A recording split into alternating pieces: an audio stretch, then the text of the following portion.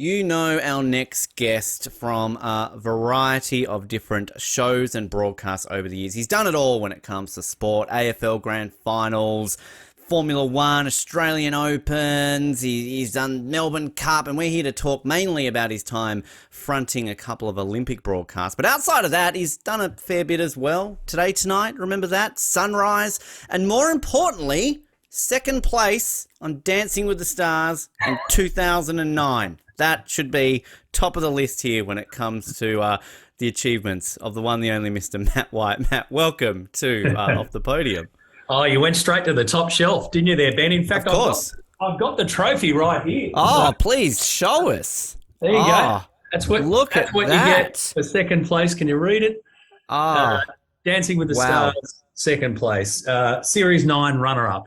That's exactly. Pride and praise on the show. I mean, we've had a myriad of Olympic gold medalists on the show, man. That might be the best thing I've ever seen somebody show. So, I'll leave it here for the entirety of the chat that we're now. Please. Well, we'll see how it goes, and basically we might need to save it at one point. But I mean, a great career, obviously, that you've had, Matt, and obviously we're here to talk a little bit about your Olympic experiences and everything else along the way. But I always love talking to people behind the camera, in front of the camera, all that sort of stuff, because I feel a little bit more connected to you. I'm not saying you don't have athletic ability. You got second on Dancing with the Stars. You clearly have some, but I have none. So therefore, I talk about it. You talk about it too. Did you sort of always grow up sort of wanting to get involved in journalism, broadcasting, things like that? Was that sort of always the dream? No, it wasn't the dream. I wasn't one of those blokes that had that in the back of my mind from the moment that I started thinking about what I was going to do. So it wasn't really a dream. It was definitely a bit of a passion. Sport was absolutely a passion. So that was always there. That connection and that love of sport was there. And we'll get into Olympics, but I was pretty hell-bent on Olympics when I was growing up. I loved everything about it. There's a myriad of reasons why. But I never sat there going, I want to host this tournament, or I want to host this event one day, or I want to commentate on these events one day. I was more just soaking it up as a kid and loving it. So there wasn't really a burning desire to become a journalist and a burning desire to be on TV until I got into the game. Once I was in the game of journalism, that's when I started to think, okay, well, what do I want to do next? And probably more importantly, Ben, it was what I didn't really want to do. And I sat around early days when I was working at a local newspaper in Sydney called the Manly Daily, which I grew up on. And I remember sitting in the newsroom in there as a young copy boy. I was fresh out of school. I got admitted into university. I made the course that I wanted to go, but couldn't work out how on earth I was going to pay for it. And literally walked out of the signing up process and going, shit, what do I do now? I'm 17, 18 years of age. I don't know how I'm going to afford going to university. Nobody in my family had been to uni, so I didn't have any knowledge around it. So I went and got myself a job at the local paper as a copy boy, which is quite literally running copy for the journos that are typing their stories out.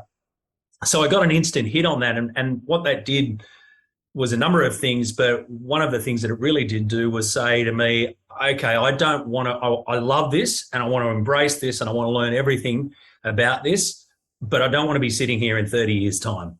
I want to be moving on. I didn't really know what that meant, but I knew that I didn't want to be sitting around there for 30 years just typing out the same old stuff. I wanted to keep going, and thankfully that's sort of how it progressed.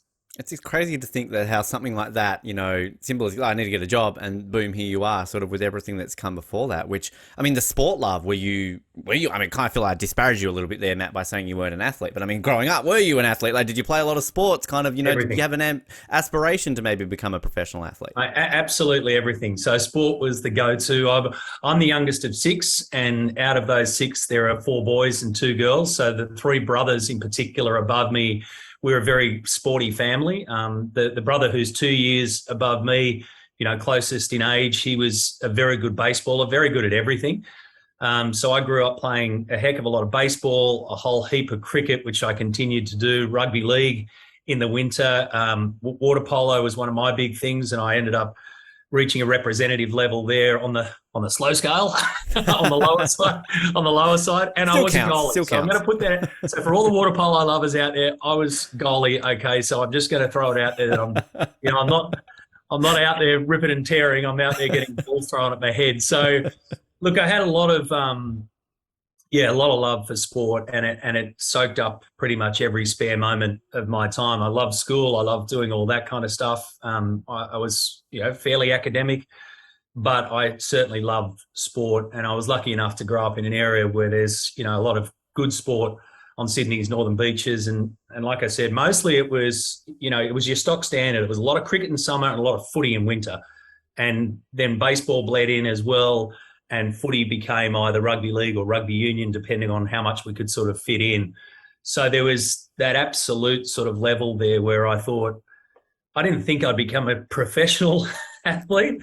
I continued playing sport after I finished school, but then it did come a time where the journalism side of it had to take precedence, because you can't be playing footy when you're out there reporting on footy. You can't be playing cricket when you want to be out there working on the weekends. So one had to give, and thankfully it was the one that I wasn't that good at, which was sport. Which is, I love always meeting a fellow goalie in different sports. My only claim to fame in any sport is that I was a hockey goalie, and I helped Eddie Ockenden become good because I was the fat kid who he scored all the goals against. So without me giving him that level of ability, I firmly say Eddie Ockenden would suck today. So, I don't know if you played against any, future representative water polo players that you also could help out along the way.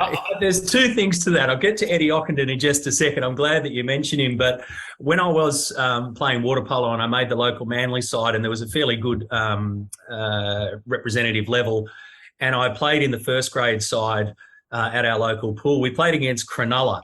Cronulla was stacked with Olympians at that time, and we got beaten 14 goals to 1. So as a fellow goalie, you know the pain. Yeah. But I do, and I'm the bloke who's let them all in. So I do remember it was boys against men. There was no question about it, and I was the boy.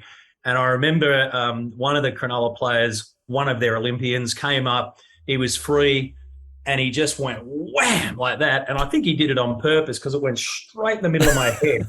It was about the only one that I stopped. And I remember my neck going backwards and the bloody thing spearing out. I almost went into the stands.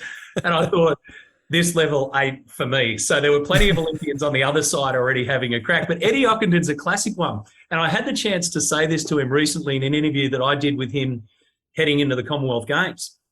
In 2008 in Beijing, I was in the host chair for Channel 7 as we were doing the Olympics coverage there. And we were over there at the time, obviously. And I remember it was probably day one. It was very, very early. And, you're sort of coordinating all these sports from the host chair. You're sort of moving around as much. You got producers in your ear, all that kind of stuff. And it was great. And I remember they said to me, we're just going to play some highlights from the Kookaburras. And I had no information about it whatsoever. It was one of those, bang, okay, we just got to quickly go to the Kookaburras. Matty, you talk about it for 30 seconds or whatever. I was like, shit, I don't have any, I've got all this information. Week one, you just focus on swimming. And I remember that Eddie Ockenden was a goal scorer in some of the highlights that I saw. And out of nowhere, this piece of information that I'd found in my research that I didn't have in front of me popped up into my head, that Eddie Ockenden was a Tasmanian. I think he was 18 years of age at that stage. There was 2 or 3 little tidbits of information that I had about Eddie in the back of my head that helped me get through that 30 seconds of, I'm going to have to talk about something I don't have any notes of in front of me. And I said to him when I did the interview with him, I said, mate, you saved my ass in 2008. Only because I knew about you, Eddie, I managed to get through that period there. But it was a great lesson in obviously, you do a tremendous amount of research and it's not always in front of you, and you have to back yourself that it's going to come from nowhere. And it just so happened that the planets aligned. The Eddie Ockenden piece matched up with the vision that I had going in front of me and saved me out of that one. So that was pretty cool. Fantastic. Wow. I love hearing stories like that, which, I mean, sort of on that Olympic section, you mentioned about your love of the Olympics. I don't know if when you were playing water polo, you dreamt of, going to Olympics, but what was the passion from Olympic? Did that sort of come growing up, just watching them? Obviously, I can imagine sort of back when you were growing up, Olympic coverage was a little bit different to what we've got today. So obviously it wasn't, as easy as watching it is today. But I mean, so where did that love of the Olympics come from? On a couple of fronts. One was the fact that I just love the Olympics. I mean, it was such a big, unique thing. And as a young bloke growing up playing as much sport as I could, it was it was front and center every 4 years, and it was very different to what it is now. You didn't have any internet stuff. You didn't have anything in front of you until the Olympics came in front of you on the TV. So bang, it was there for 2 weeks and then it disappeared. So I had a real interest in the Olympics anyway, just by nature of I guess, being a young kid who likes to throw footballs around and dive in the pool. So there was an attachment to water polo, and I do remember in the LA Olympics staying up late or getting up early and watching Australia play water polo there. And obviously I was starting to play a lot at that stage. I started to play water polo, I think, when I was about 12 or 13. So there was that connection as well. There was probably a bit of a dream. Gee, I'd love that, or I'd love to be part of that. Kind of knew I wasn't going to be, but that was okay. And then the other part of it was our family friends who have remained our family friends. We all went to school together, and they lived up the road. Is a bloke by the name of John Devitt. Now, John Devitt is one of Australia's greatest swimmers, and he was and is like an uncle to me. So we all grew up together, spent a heck of a lot of time there. He won a gold medal as part of the 4x100 relay team in Melbourne, and he won a gold medal in the 100 metres freestyle in 1960 in Rome, in the race that actually ended up triggering electronic timing. So it's an incredible story. You can go back and find out his story. But JD was, more than a family friend to us. He was an icon as well to me, and a bit of a source of inspiration. He was the first Olympian that I'd met, really. He was the first Olympic medal. His was the first Olympic medal that I'd ever seen. It was something quite mind-blowing to me. And I probably, through his connection, started to dig a bit deeper into the Olympics world. And then I started to do a fair bit of research. At one stage, I was sort of hovering around trying to get into the New South Wales Olympic Committee and all that kind of business. So the five rings fascinated me. They really did.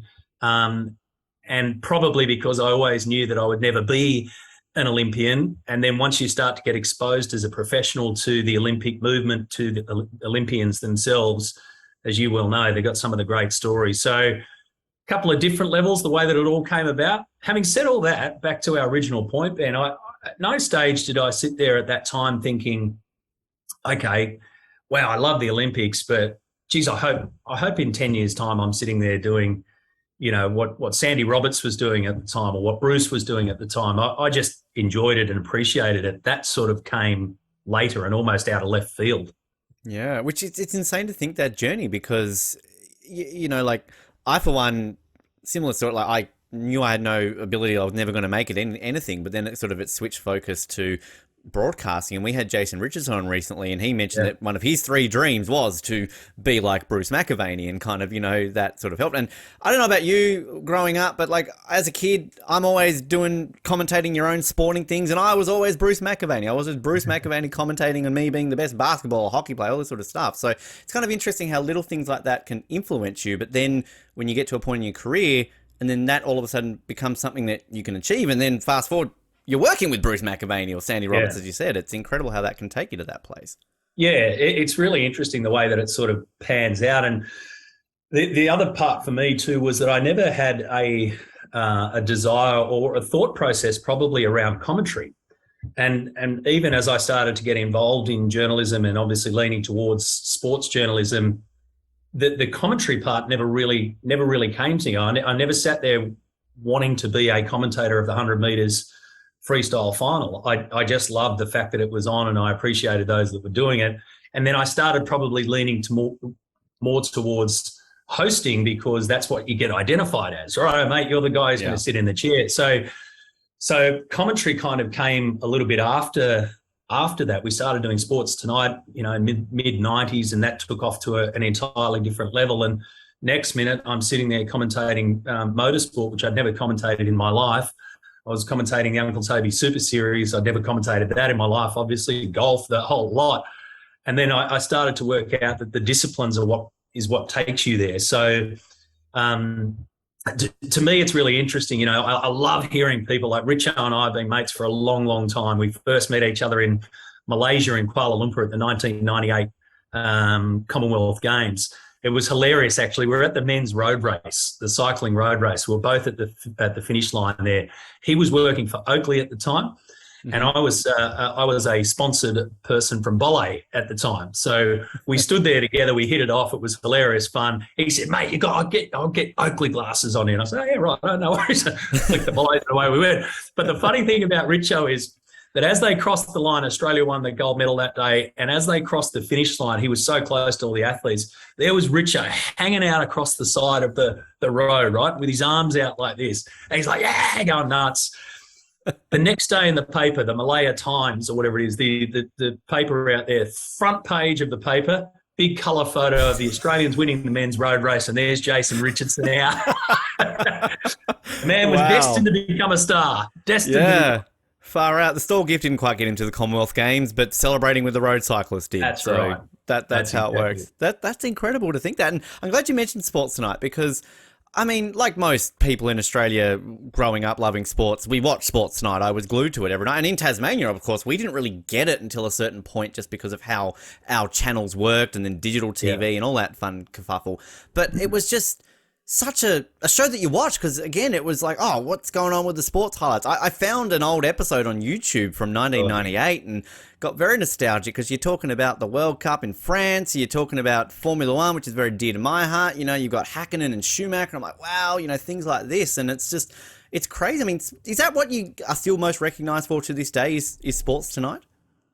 Yeah, yep. You know, still people come up and say, "Hey, mate, that was play of the day." I was out surfing one time, and I was actually going into work when we were still doing Sports Tonight, and I'm not the greatest surfer in the world, but I stacked my board and cut my ankle open. I was like, and these two little kids were there, and they went, "That's the play of the day, mate." Shut up, the little buggers. But, yeah, I mean, Sports Tonight holds a really interesting place for a lot of people, I think, and obviously a lot of sports lovers, but I think the reason why is because it was the original. It was the first of its kind at that time. It was the only nightly sports show. And again, you know, we weren't swamped with information and results and highlights and stuff that we've got now on our phones. You had to come and watch it from us. So we would get in there and piece all this information together that we were watching every day. We could see every day, but you couldn't. Yeah. And that was the real connection to it and the real link there. And then I think just the natural way that it evolved as we went to air. I mean, that show was really put together fairly quickly and on a very, very lean budget, let me tell you. In fact, I can give you a little insight. The show was originally going to be called Sports Line. Very few people know that. The very first pilot episode that we did was called Sports Line. And the theme music was the old big league match music. I think that was the one that we used, the old soccer one. We did it at the old Channel 10 studios in Glebe in Sydney, which is where we were for a while. I was working at 10 part-time at that time, and they said to us, you know, we're going to start this show. We want to start this show called Sports Line. Timmy Webster was hosting it. And the original way that it went was that the journo who was doing the story, so I was doing the rugby league rap of the day or the rugby league story, you come in and introduce your own story. So sit next to Tim, introduce your own story, and away you go. I'd already done some TV stuff in Newcastle and NBN, so I was kind of comfortable around that. Didn't know Tim that well at that stage, but had been working with him, loved the bloke. But, you know, Tim was TV royalty at that stage. And I remember sitting down, the old auto cue actually was on paper. It was like one of those overhead projectors. Wow. So what we used to do was type up our intros, and then they would feed it through this machine. It'd pop out and pop up on the screen. It wasn't electronic at all. It was you reading a bigger version of the piece of paper that you typed your copy on. And I remember I royally stuffed up the intro. I absolutely stumbled over this word that I put in there, and I was just like, you know, eventually I'm no chance. Wherever this show goes, I'm no chance of being part of it because I just could not have stuffed that up anymore. And I remember the lesson that night was don't put in words that you think are going to trip you up. Yeah. So, and I've lived to that a lot, believe me. So it's a very good one. If there's a word that, you know, it's quite often, sometimes we just, our mouths and our brains don't work on certain words. and I can't remember what it was because I've clearly thrown it out of my of my head. But that word was like, just don't use it, mate. If you don't use it, then you're less of a chance to stuff it up. So that was the early beginnings of Sports Tonight. And then once we hit the ground, we were up and running, and it was every single night. Tied in with the late news, with Sandra Sully. Annie Forward was there originally. It just became this snowball effect. And the coolest thing about Sports Tonight is that we had so much fun doing it. It was, we were there late at night. We were there every single day. We were there on the weekends, but we had this ripping crew. Our office was actually set up. They actually chopped the old tape library in half and put a whole stack of desks. Looked as though they got them from the side of the street. Like they were just this hodgepodge of desks. We used to play flat out cricket in there, and we just had an absolute ball doing it. Wow. And I don't think we really realised the juggernaut that we were creating at the time. But people loved it. People loved the fact that they could get something that they couldn't get at the time via internet and the web, etc. Which, I mean, that's exactly it, because, try being a Formula One fan in the 90s when, Channel 9, bless their heart for broadcasting it, but it was hey, we're here 2 minutes before the race starts and we're going to leave 2 minutes afterwards. If you wanted to see any highlights of practice or qualifying or anything like that, you had to watch Sports Tonight. You had to watch the 6 o'clock news and hope there was going to be a quick little snippet, because that was all you would get. And things like the World Cup and all those sort of, overseas events like that, which was insane, which I have to imagine that when you were head of sport at 10 and Sports Night comes back, was that you? Were you like, this has got to come back, this is amazing? Were you sort of instrumental in bringing Sports Night back for a little bit when it did come back? No, it was actually my boss. It was the CEO at the time, Paul Anderson. So Ando, I wasn't head of sport when we brought Sports Tonight back. I was just about to take over, and they decided that they wanted to bring it back. And the biggest challenge to bring back Sports Tonight, aside from the fact that the program had buried it at about midnight because I think they just didn't like us spending the money. But the biggest challenge, especially for me being there at the start, and then me being there both in a hosting role and the person who was essentially charged with rebuilding it, was how do we do it now? Because how we did it back then was perfect for the time for all the reasons I just explained. How we do it now, there's no point coming up and saying, the Demons have just beaten the Bulldogs by 38 points and here are the highlights. Everybody's seen them. Sitting there watching it on this. Yep. So it was one of the key things that I actually identified, and one of the reasons why I made the move out of Channel 10 originally and over to Channel 7. One of the reasons was I think my time here is done in Sports Tonight. I'm not sure how far we can take this show anymore. And thankfully it kept going, which was awesome because there's great people involved. But then once it died its death, the biggest challenge was, what does Sports Tonight look like in 2020 or 2019 or whatever year it was that we brought it back? And that was the biggest challenge, to try and create a show with the same name, the same history that so many people have, the same one of the hosts who was on it at that time, yet how you tell the story of sport was completely different. So I don't think we got it right, to be honest. I think if I had my time over again, I'd probably look at doing it a little bit differently, but I was trying my very best to, bring the old Sports Tonight back again into a new environment. Bang, the two didn't work. Is it also a case of, we've seen something like SportsCenter in the US on ESPN be hugely successful and still is. I mean, that's cable though versus network. So I can imagine, is that sort of where maybe there's influences there for Sports Tonight, but it's, as I said, network, cable, much different beast when it comes to how something would work, I guess. Yeah.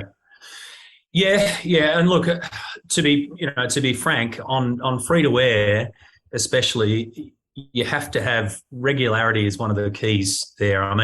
We did, in the initial days, we did float a little bit time-wise, but our regularity was that we were always off the back of the late news. We were a twin set, as Sully used to call us, and we were off the back of the late news. So there was that regularity for viewers. When we brought it back, it was one night a week.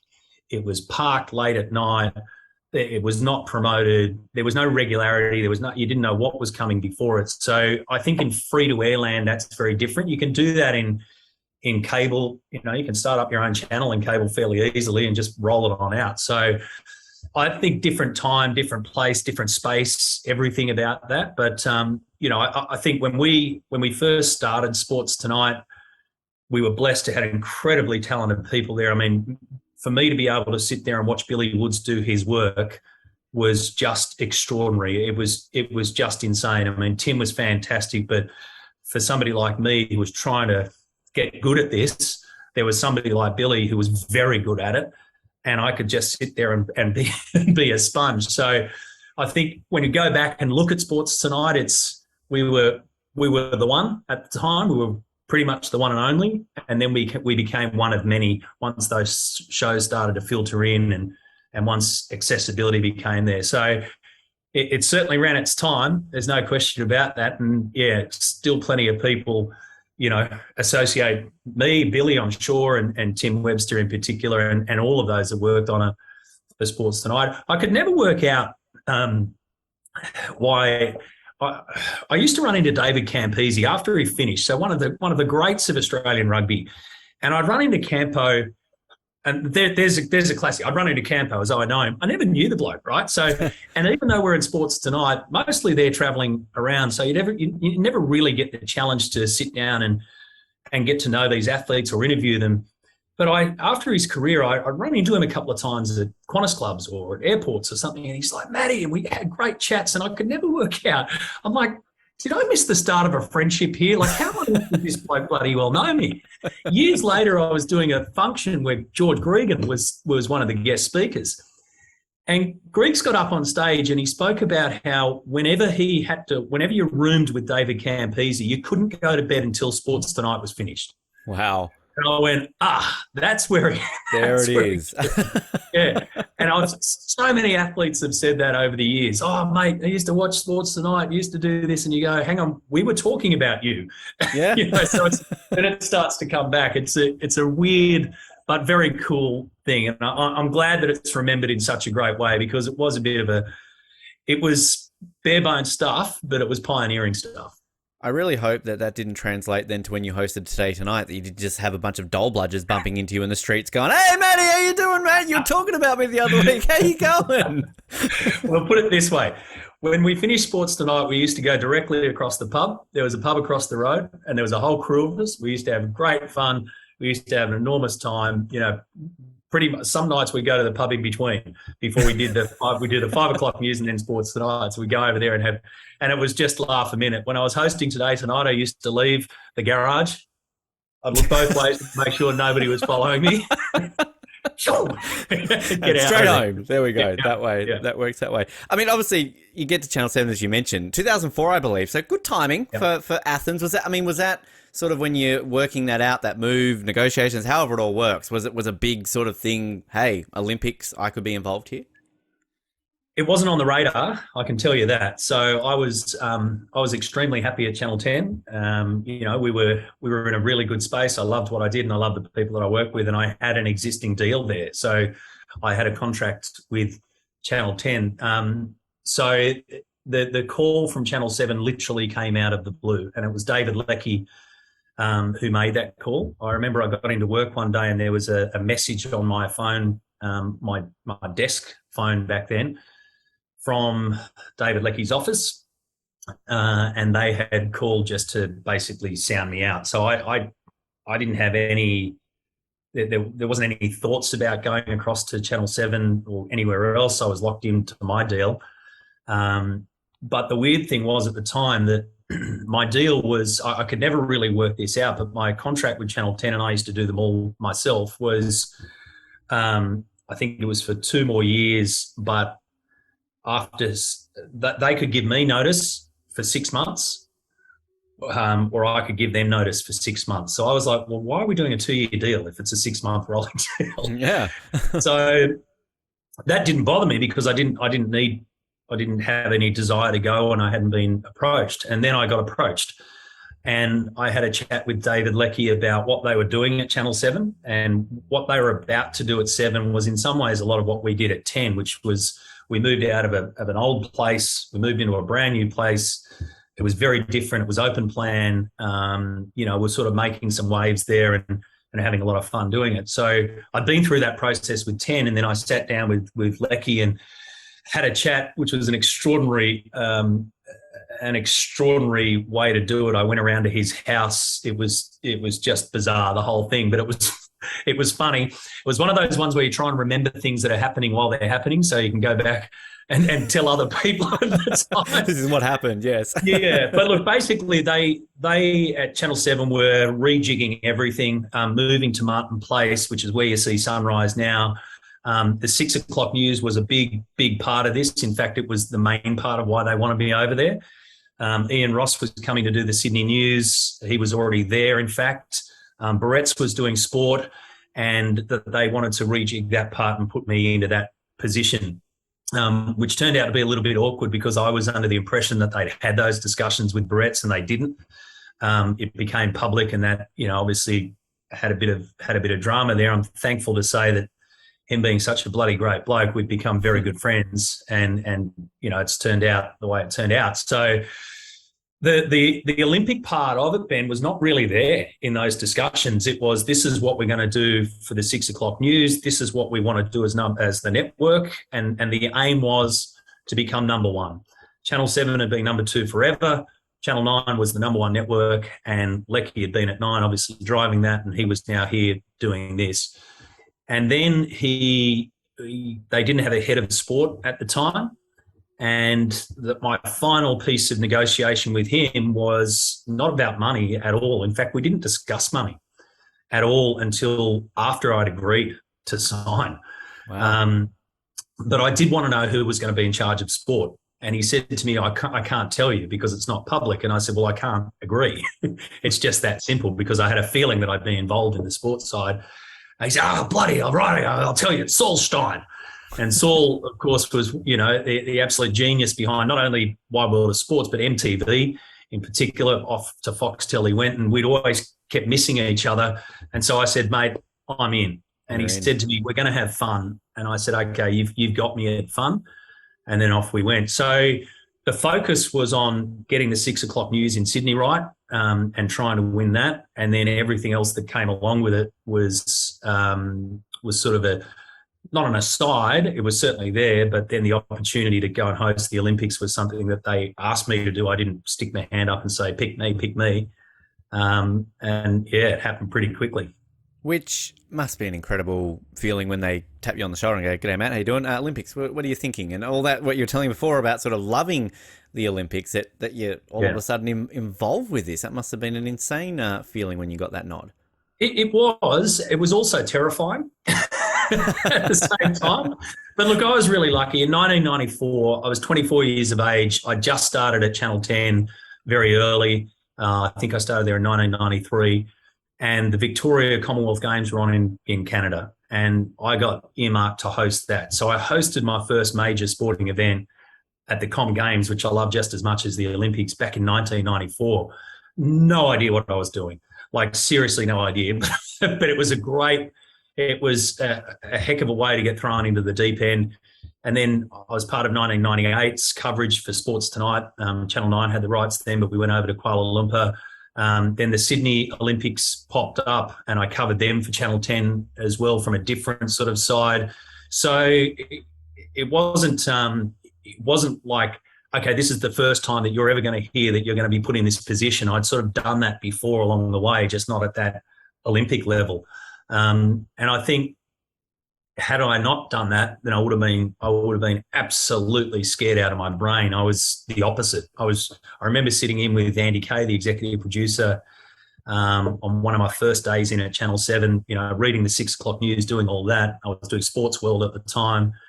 And Andy gave me this spreadsheet like I'd never seen before, which had the Athens Olympics on it, every damn thing you could imagine. And I just went, holy cow, how do I get my head around all of that? So it was an extraordinary thing to know that it was coming up. I didn't really attach the whole, wow, this is me living out my Olympic dream as a 10, 14-year-old kid.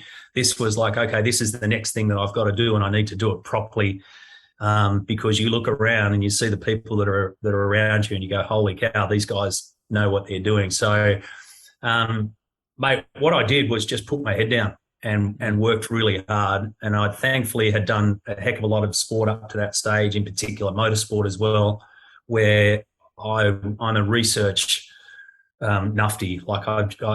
The only time I really get sort of, if people say, do you get nervous? And I don't really get nervous. If I feel that sort of weird feeling, it's normally because I know that I haven't prepared myself as much as I think I should have.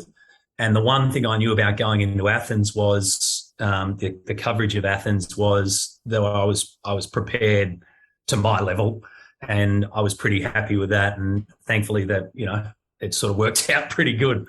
Yeah, and it was a unique. I remember those Olympics were sort of the last ones really before things like internet sort of streaming came about. But that was the Olympics where it was sort of shared with SBS, because you would watch like midnight, and if you wanted to watch the water polo, the handball, or things like that, while Channel 7 are showing 50 replays of the swimming, I can watch, these events, which was, how did that work? Like, how did did you just go, oh, give the shit events to SBS, or were they kind of working with you, like, we want this? Like, because that was a unique thing which hasn't really been repeated, if I'm not mistaken.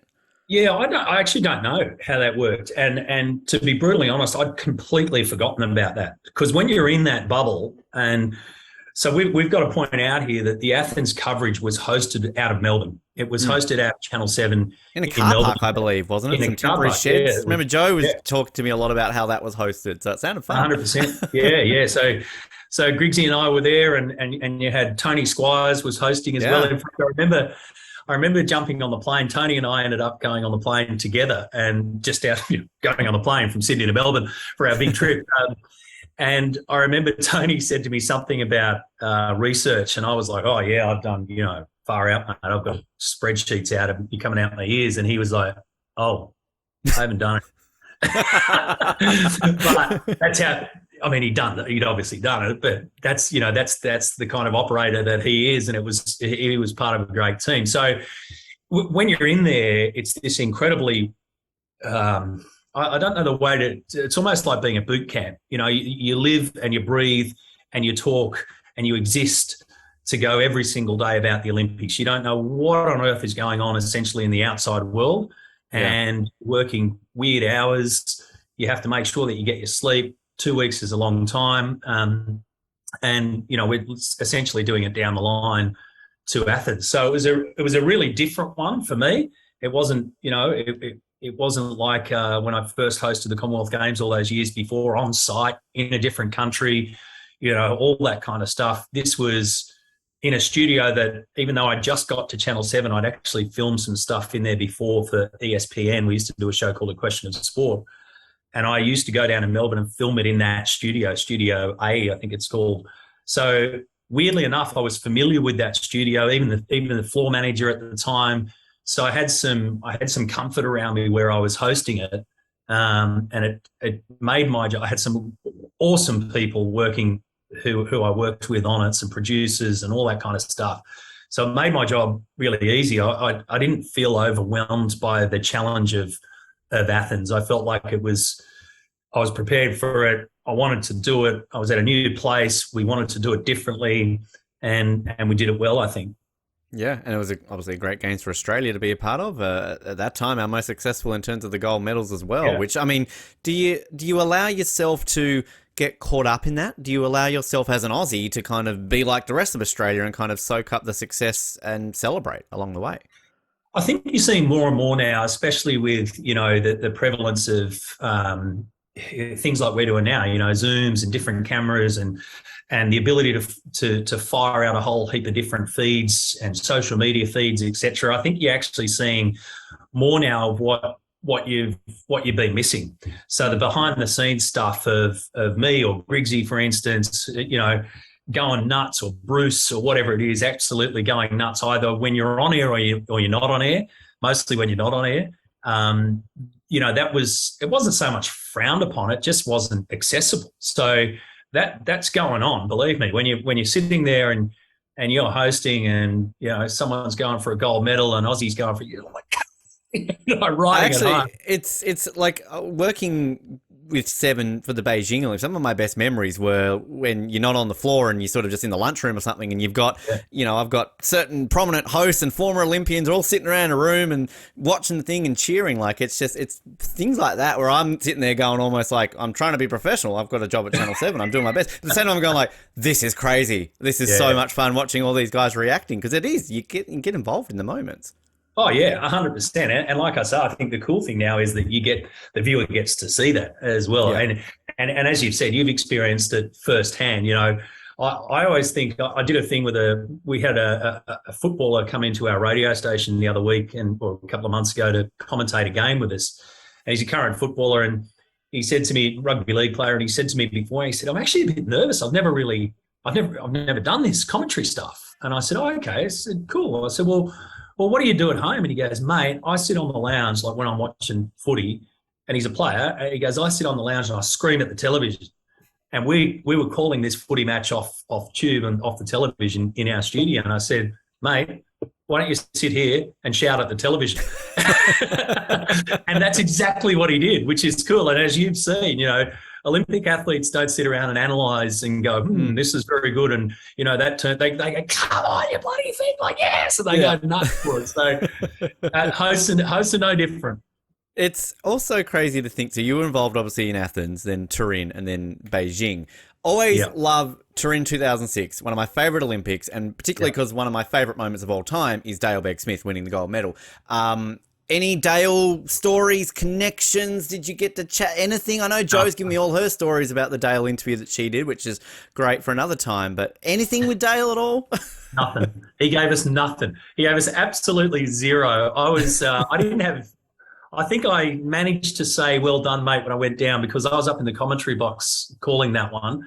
And you're right, Torino 2006, out of everything that I've done, a lot of people say to me, what's the most favourite thing that you've covered, and they go to Formula One, which is cool. They go to the Australian Open tennis, which is awesome, the Olympic Games, etc. And the one that sticks out for me was Torino 2006. It was my first Winter Olympic Games. I was there doing our news back to Sydney every morning as well, way up in the Alps, which was just incredible. And then I was commentating both the moguls, the aerials, so they were at a place called Salzay-Dutz, which you probably remember, and then the snowboarding up there as well at a place called Bardonecchia.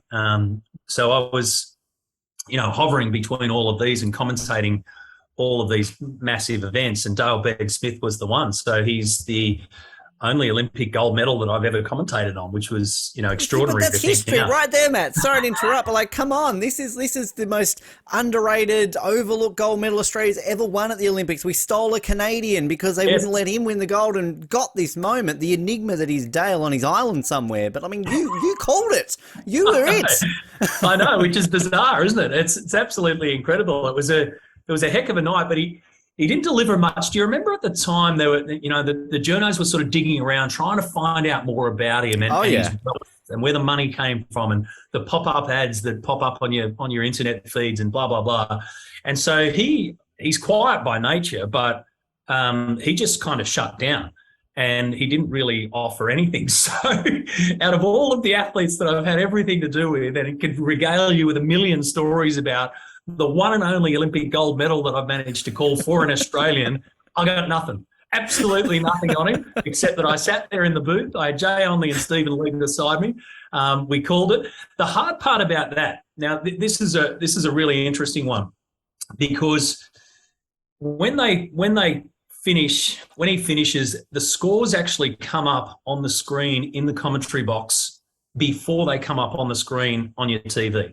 Mm-hmm. So for a split second, probably a little bit longer than that, for a couple of seconds, I knew that he'd won the gold medal, but I couldn't share that with you at home yet, because they hadn't put that onto the screen, and you can't marry the two up. You can't jump the gun, so to speak. So it was an extraordinary thing where I had these two athletes alongside me doing exactly what you just said, mate. They were going nuts, seriously. And the box is as big as, it's about this much room anyway. They're jumping up and down and going crazy.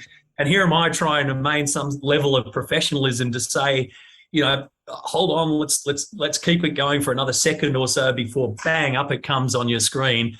and you can announce to the world that he's a gold medalist when you already have known that for the last couple of seconds. So, yeah, incredible to see. I mean, it was an extraordinary trip, that whole thing, to live up in the mountains of northern Italy for the best part of a month, to travel around there, to commentate snowboarding. That was the first time they brought in border cross.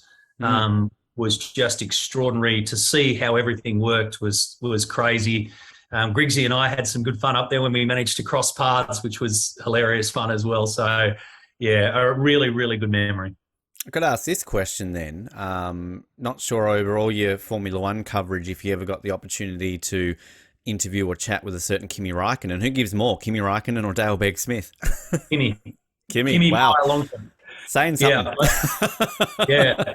Well, let me tell you a good one about Kimi. So I interviewed Kimi in, quite a few times across the course of it, but we went over to Germany, and he was racing for Mercedes at the time, and we had gone up to do an interview with him, which was all set up. I had a cameraman with me from Melbourne and our producer as well. So Kimi and I went into this room. We sat in this incredible outfit that they had all decked out, out the back, their corporate. And as you probably know, Kimi's volume level is right next to mute. Yeah, very much so. It doesn't go much higher, and it can't go much lower. So even when you're sitting in a room that is, again, no big, it was a tiny little meeting room, it's very, very hard to hear him. We had probably 15 minutes allocated with him. We had a ripping chat. There was just me, my cameraman, and Kimi. We had a great chat, finished it all off. Good on you, mate. Thanks. No worries. The good thing was it wasn't deadline. It was something that we're going to bring back and play a little bit later, months later. But as he got up and walked out, and he was fantastic, my cameraman had that look, and I went, what? And he said, the microphones went on. Oh, and I went, mate, of all people, seriously, shit. The guy who you can't hear with microphones didn't have any microphones on him, and we only had the top mic of the camera to go with. And I remember the PR lady came in and she said, how did it go? And I said, he was fantastic, but we didn't have our microphones on. And she said, well, shit, I'll go get him. I'll get him again. We'll just bring him back in. And I said, no, I know how this works. That's fine. He's done his job. He's done it. So thank you very much. But that was cool. So that chat with Kimi never made it to air. It was a ripping chat. Damn. that was when he revealed all these secrets that, you had this exclusives with that sort of stuff. That's insane. Well, we've all been there, Matt. That's all happened to us over the years. Beijing, though, sort of talk about coverage. I remember a lot of Beijing watching it on my phone, which sounds commonplace today, but in 2008, God, that was very rare. I think you had to pay maybe a $5 subscription or something back in the day. But God, I remember going out to a restaurant with my partner at the time and going, shit, we're about to win a gold in rowing. Quickly put it up on my phone, which was insane. So a lot of my memories of you, Matt, in 2008 is very small. Matt White there, I think my Nokia back then it would have been. So, I mean, groundbreaking coverage, but again, I mean, experiences of Beijing, a great Olympics, to go to China, everything along those lines. I mean, what was that experience like? It was quite extraordinary. Again, like I'd come off 2006, as you mentioned, in Torino, and I'd also covered the World Cup in Germany that year as well for 7. So I was on the road a heck of a lot, and, exposed to these incredible events on a grand scale. And then 2008 in Beijing was something completely different. It was off the charts. As you know, Kerry Stokes has got a lot of business over there, and he wanted to make a very big statement. So I think the way it worked was that they sort of held on to all the cash, if you like, expenditure from Athens from 2004, which is part of the reason why we did it in Melbourne, so we could make a big statement in Beijing. And everything changes when everyone goes. That's the cool thing about it. I mean, I could host an Olympics coverage from here. Like that, That's how it could work these days. And you're not going to miss a beat. But it's a very different feeling when all of a sudden there's a couple of hundred of you and you're all at the same place, and you're crossing paths in the middle of the night or first thing in the morning. You're living and breathing out of each other's pockets. I'd get up and go to the gym with Andrew Gaze, and thankfully I'd known Gazy for ages, but I still looked across and I went, I'm in the gym with Gaze. What the hell's happening here?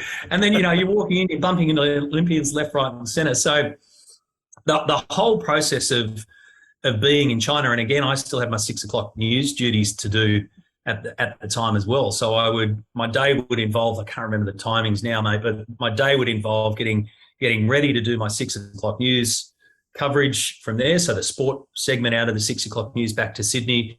And then the driver would take us straight over to the broadcast centre, and I'd go in and do my shift and finish at whatever time it was in the morning over there. So it was monumental in its size and its scale, but it was incredible to be there and witness the whole thing firsthand with everybody else. So to be honest, I kind of get lost in what happened at the Beijing Olympics. I saw one event. I managed to get to one event only, which was a swimming event. So I went out to the pool and I saw an event there. It was one of Michael Phelps's golds. Don't know which one. There's a bunch of them. Pick a gold, any gold. So I saw that. That was about it. Yeah, that was about it. But it was work on a grand scale. And I actually got a bit crook there. I don't know what happened, but I got a bit crook, and I lost my voice as I was going. And Joe Griggs had to basically double up on his shifts. So Griggsy was before me, and then I'd take over. And I remember I was crook. People thought I'd been out partying, which was extraordinary. Come on, Matt, be honest. Come on. Where's the time? Yeah. No, the reason was because we used to get back in the mornings, and we get back to our media village, and you could sit outside and have, you could have a beer if you want. And so we were sort of living the flip side life. And I reckon people used to see us going, oh, these guys have been partying all night, whereas in fact we'd actually just got home.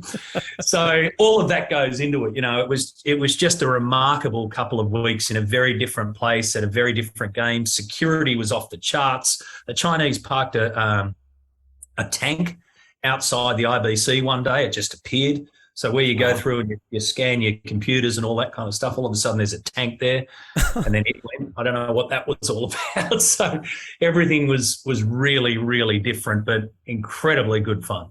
That actually explains why there was a tank parked outside Docklands during the Beijing Olympics. Channel 7 obviously loved that security measure. So 14 years later, Beijing, but just they brought it to Australia instead. Incredible to think that. Obviously you're with Channel 7 for a few more years. Ultimately, they don't have the Olympics in 2010 and 2012, but you got to do another Commonwealth Games when you're back with Channel 10 in Delhi. How close, I'm guessing, was there sort of a transition period where you missed out on Sochi? Because 10 had Sochi in 2014 as well, but were you not quite at 10 back again when they had the Sochi Olympics? No. So I hadn't gone back there yet, and I got back in time for Glasgow. So, which was another one that's an interesting one, because when I agreed to go back to Channel 10, none of that was part of why I was going back there. So, wow. Which was kind of extraordinary the way that it panned out as well. So I kind of, it's very hard. I think if you try and, unless you're Macca, unless you're Bruce, I think if you're trying to marry up what you do in Olympics and Commonwealth Games with which broadcasters are going to do it, you do your head in. Sometimes you're lucky to be at a network where it comes. Sometimes you can be brought to a network to do that particular role.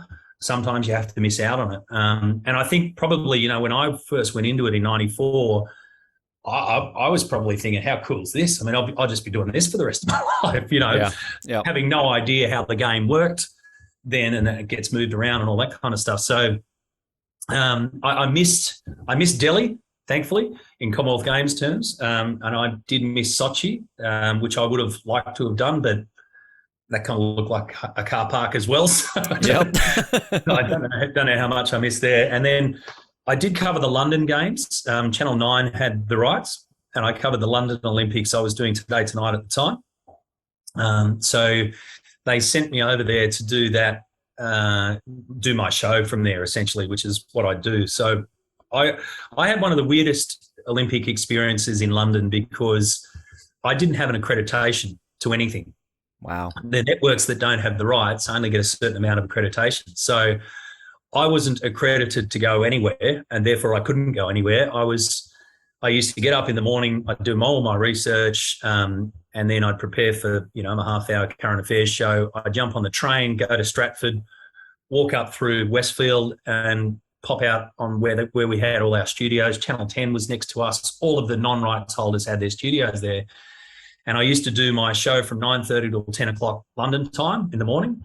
And at 10 a.m. I was done. I couldn't do anything else. And we didn't have any cameras to go anywhere else. So I literally would jump on the train and go home and spend the rest of the day doing what I needed to do, hanging around London. So It was extraordinary. And after a week, they realised that was pretty much a waste of time. So I came home. Wow. And watched the rest. Yeah, which was... It's the same being in an Olympic city and just, not like, with all that going on and just not being able to do much. Do you not go pay a ticket? Like, I'm going to go at least watch the water polo. Like, this is my sport. I'm going to go watch some of it. I'm here. Yeah, no, it was a really different, it was really, really interesting, a really different time. In fact, Jimmy Wilson and I, we often laugh about it. So where the train station was at Stratford, which is where where the main point to the Olympics was, you had to go through Stratford station and you quite literally had to walk through the Westfield that Frank Lowy built there for that purpose. And I would be off there at 10 o'clock on the dot upstairs, and then the trains would run every 7 minutes. So Jim was doing the sport at the time, so Jimmy and I used to go down, and more often than not, we'd make it to the 10:14 train back to London and think, geez, that was pretty good. One day I made it on the 10:07. So I was off there. I was off there at 10. I was in the train at 10:07, and I was back in my hotel, figuring out the rest of my day. But yeah, look, it was a weird one, but you have to get used to that as well. Like, just think of the snapshot that we've just been speaking about across Com Games and Olympic Games. First Com Games there, full rights holders in Canada. Next Com Games, running around with a microphone, not being able to get into anything because we're non-rights holders. First Olympic Games, car park from Channel 7, Melbourne. Second Olympic Games, the full-blown experience in 2008 in Beijing, in between Torino, etc. So sometimes you got the rights, sometimes you don't. Sometimes you there get to see everything, sometimes you don't. That's just the way that sort of, TV works. Yeah. Absolutely insane how that all definitely does play out. It's fascinating to hear that. 2014 also was a big year for you. Congratulations on the goal of the year, by the way. I'm sure you never get mistaken for that, Matt White, do you? Port Adelaide at the time, goal of the year, AFL. Great goal, by the way. One into the other of Marvel. Fantastic. Well, it's a pretty common name, isn't it? It's pretty easy. I did get mistaken in 94 so the first ever time that I went through the accreditation process at the Com Games, Matt White, the cyclist, was cycling in those games. And I remember that when I went to sign up, there was a whole stack of us, they wanted to give me his accreditation. And I hadn't been through that process before, so I was like, whatever. And then somebody, I can't remember who it was, but somebody figured it out. So I was that far away from actually being a Commonwealth Games representative with accreditation. There's your dream right there. You should have said, yeah, that's me. Absolutely. There you go. Yeah. Get me on my bike. Come on. I'll do it that way. 2014 was interesting, the way that it all sort of came together. So I had been approached by Channel 10 to come back to 10. I was really happy at 7. I'd finished up doing Today Tonight. That wasn't for me, but I gave it a fair old, crack. I had some wonderful, wonderful people at Channel 7 that I'm, forever blessed to have been, to have worked with and become friends with, lifelong friends. And there are numerous of those, and the experiences and the professionalism that I gained around being around those people, I think, is something that I look back on and really cherish. But I was approached by Channel 10 to come back, and this is the first time that this story has been told. But the reason why I went back to Channel 10 was I had agreed to host their breakfast show. So they had a breakfast show at the time, which was down at a beach in Sydney, which was sort of, remember that. Yeah. And they approached me to do that. And that was the reason why I signed with Channel 10. It didn't have anything to do with money. I was quite happy at 7. There was probably some things going on there that I didn't really like at the time at 7, but probably not enough for me to want to move. And then I got offered this challenge to come and co-host the breakfast show and give it the full reboot. Start again. Let's start afresh. Let's be a player in this market. Let's do this, do that, whole stack of things. That's what I agreed to. So that's what I signed up to do. And that was very specific in my contract. And also in my contract was some very specific things around what I didn't want to do in terms of their motorsport space, because obviously with my motorsport background, I didn't want to come in and barrel people out of a job. That's exactly how it ended up turning out for a whole stack of reasons. But I had very specific things in there in my contract about, okay, if I'm going there to be the breakfast show host, then that kind of parks a lot of the sports stuff that I do. Plus, I'm okay. I don't, I've got great friends there that I don't want to go and step on their toes. I've got my job. So I made that decision, signed up, gave Channel 7 the word that I was leaving, got put out on gardening leave, which is, wasn't for the first time. And by the way, when you're on gardening leave at my level, when you're actually out doing your gardening, and people ring up and say, mate, when you're on gardening leave, you go on holidays or you pay people to do your garden. I said to one bloke who was very high in the industry who'd been through that, I said, well, clearly your gardening leave was a little bit different to my gardening. My garden's been unattended for 10 years, mate. I've been traveling the world. I've got to get to this. But what ended up happening was that before I even got to Channel 10, they removed 150 people from the newsroom and decimated it, and therefore killed off the breakfast show. So very few people, in fact, nobody really knows that I signed on to Channel 10 to do a breakfast show that was killed before I even got to Channel 10, which was stupidity of the highest order. And here I was with a very lengthy contract, and I made sure that it was multiple years with a pretty rock solid deal, because I knew that I was taking some risks to do that. And I really had no intention of doing anything sport-wise at the network. I'd always help them out. So when that sort of shift took place, that's when they contacted me. The head of sport at the time contacted me and said, mate, we now know that you're not doing the breakfast show. Can you do this? And one of those was Glasgow. So that's how I kind of fell into the Glasgow role. I was really happy to do it. Love Com Games. Obviously, getting a chance to go over there and be part of that crew and work with different people was awesome, but it certainly wasn't on the radar. Incredible story. Thanks for the exclusive. We appreciate when we get one of those. But you get to celebrate your 20-year anniversary of your first Commonwealth Games with that one. So that kind of worked. 3 really quick things I want to ask you before we let you go, Matt. The first one, when it comes to Today Tonight, I'm sure we could do a whole episode on Today Tonight, but when you're in that chair for the first time, are you just channeling Mike Moore? Are you just going, like, are you just wanting to do some Rob Sitch, Mike Moore impersonation? Disturbing report that. Yes. I'll tell you this. There's a little bit of that to it. The thing that I did like about my time at Today Tonight was the office environment. I think for good reason, but mostly because of the way that the promos are. Your current affairs and Today Tonight's have this, perception from those on the outside, and it was me included. These are all a bunch of, dole bludger chasing nuts that, don't have any journalistic credibility about them, blah, all that kind of stuff. The reality is completely different. So what you see on the promos is wham, bam, thank you, ma'am, come and get my attention. Let's all sit down and watch at 6:30. That's what it's all about.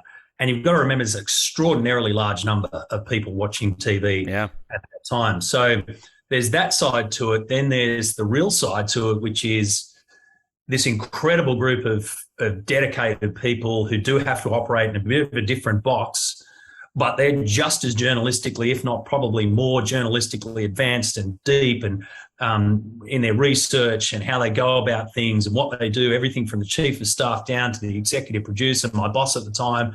Man, it was an extraordinary thing to watch. And I would sit there and look out and go, holy cow, this has got the feel of exactly what I said to you earlier about Sports Tonight.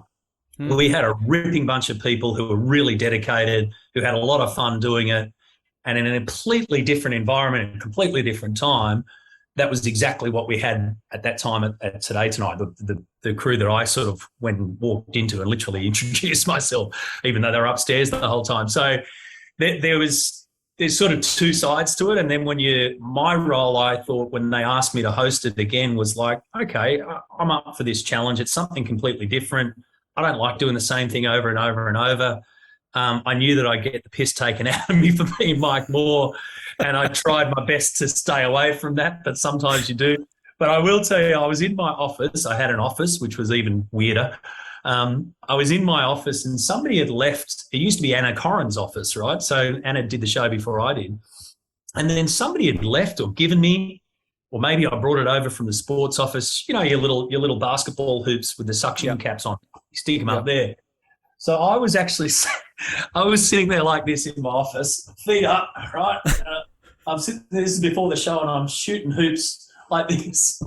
And my wife phoned up and she said, "What are you doing?" And I went, "Oh, shit, I'm having a Mike Moore moment." I said, seriously, here I am about to go and host this show, and I'm sitting around like Mike Moore, disturbing report that shooting hoops, going, "Oh, no, you dickhead." It's come full circle. Here it is. There it is. Yeah. Yep. Yeah. I'm happy to wear that, but no, I think with a badge of honour. Come on, like, you know, you're Mike Moore. That's peak Australian journalism right there. Oh, that's where you get right. to it. I've got to always ask anybody from Channel 7, can you give us a quick Bruce story? Any? I mean, I'm sure you got 20,000 of them that would take 10 hours, but is there something that you can quickly share about the legend, the icon, the man himself? Look, you've probably got them all anyway. And, you know, Bruce is exactly what Bruce is. He's a wonderful, gentle soul for a start as a person. He's an incredibly dedicated professional. He's got the research and he's got it in his head. So everything that you think about Bruce and everything that you see from Bruce is exactly what it is. So that there's no surprises at all to Macca. I think, you know, his warmth comes through the TV screen. There's no question about that. And when you're with him, when you're around him, even if it's in passing, when you're working with him, that's the first thing that jumped out at me from Bruce is his genuine warmth as a human being. So the professionalism and somebody who sort of came into his world already working in it and knowing all about him, we crossed paths a couple of times. There was generosity about him. You know, you could ask him anything you wanted, but he also had the ultimate respect for you and what you did and your part in the chain, so to speak. So that to me is Macca in a nutshell, and I don't think that there's any real surprises in that whatsoever. The only thing that jumped out at me was one day we were doing the Melbourne Cup at 7, and he said to me, he goes, "Matty, we share the same superstition." I think we were in the room getting our suits on. I went, "I don't have any superstitions. How does this work?" And so somewhere along the line, I'd been on a radio station or something like that, and somebody had asked me that question. And really, I'm not a superstitious person, but I do put my left sock on, then my right sock, then my left shoe, and then my right shoe, and then I do up my left, and then I do up my right. It's more out of process than anything. Seriously. And I went, "Oh, okay." Macca goes, "I always put on my left shoe before I put on my right shoe." I went, "You know what? If that's what we've got in common, I'm sticking with it. Yep. I'm going." Done. That's I'm the same as Bruce McAvaney right there. That's perfect. There you go. Yeah. I love that. Well, I'm gonna start doing that now too. That you say that. Quick question then too. This is a selfish one for me. Nothing to do with the Olympics. As a motorsport fan, Formula One fan, Lewis Hamilton or Michael Schumacher, who's the GOAT? Well, Lewis is going to be the GOAT because numbers will get him there, and numbers have got him there.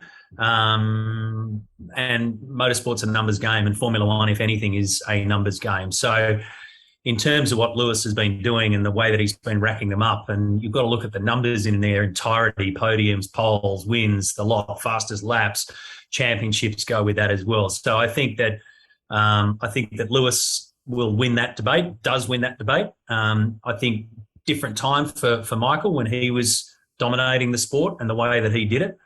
They're both not the world's most, jump outable people, are they? They don't really provide you with a lot. I interviewed Michael Schumacher when he was at the peak of his career, driving for Ferrari, and I went down to Melbourne and did an interview before the Australian Grand Prix. And somebody said to me afterwards, they said, "Oh, what was he like?" And the only word I could think of was, "He's very German." And that's not being disrespectful at all. Absolutely not. But he was very direct, and he was very and at the time Rubens Barrichello was driving with him, and Barrichello was very Brazilian, which is very much like us, So there's sort of that personality trait. But I think in terms of numbers. I mean, how do you determine who's the GOAT? Well, you got to go to numbers in motorsport. It's a numbers game, and that's where Lewis will sit. So many extra conversation I have you about this, Matt. There's so many elements to your amazing career and everything that is just absolutely fascinating. But it's really been so much fun learning a little bit about it today, getting some exclusives and everything along those lines. And people who want to stay up to date, social media, tune in on Monday to Wednesdays, SEN. Plug yourself, Matt. Where can they stay up to date with you? Well, radio is my world now. I still do a little bit of TV here and there, but radio is my world and I'm loving it. So we, SEN, I mean, a lot of your listeners in Melbourne in particular will know SEN. We started SEN in Sydney a couple of years ago and now broadened the network around the country as well. So Monday to Wednesdays on SEN 1170 AM in Sydney is Mornings with Matt White, where we talk sport for 3 hours, which is a pretty good job if you ask me. Cushy job, exactly. And Matt White _TV on Instagram. Can they follow you on the gram? Do you put much on there at the moment, or don't do much on the gram? I still follow Twitter a lot. I get a lot of my news feeds out of Twitter, so I still follow that, but don't do a lot on the gram. I've actually been overtaken on the gram by my wife, who's an artist, and she's now doing reels.